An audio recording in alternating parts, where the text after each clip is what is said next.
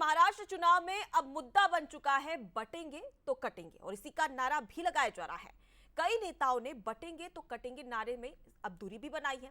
बटेंगे तो कटोगे में बदला महाराष्ट्र चुनाव का माहौल। उप मुख्यमंत्री देवेंद्र फडणवीस ने नारे का समर्थन दिया है और उन्होंने कहा कि मुझे योगी जी के नारे में कुछ भी गलत नहीं लगता।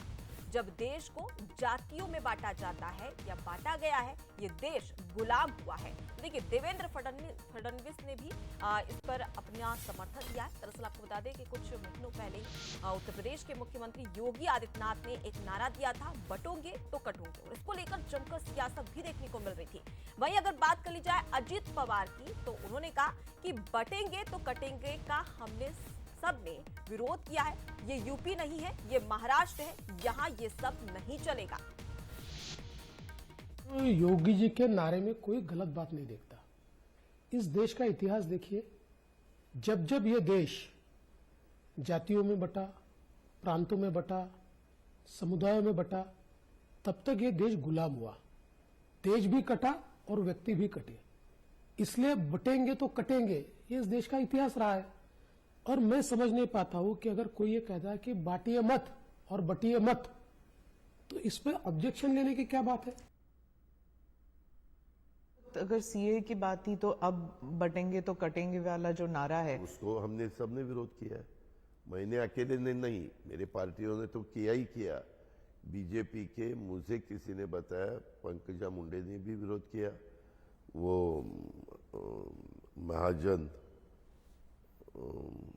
तो विरोध करने से क्या होता है? पार्टी में तो आप हैं वैसे भी ना, सुनो ना, महायुति ये में तो हैं। एक स्टेट के चीफ मिनिस्टर आते हैं और वो बोल देते हैं बटेंगे कटेंगे, तुरंत हमने बताया कि ये कि उत्तर प्रदेश नहीं है, नॉर्थ में ये चलता होगा।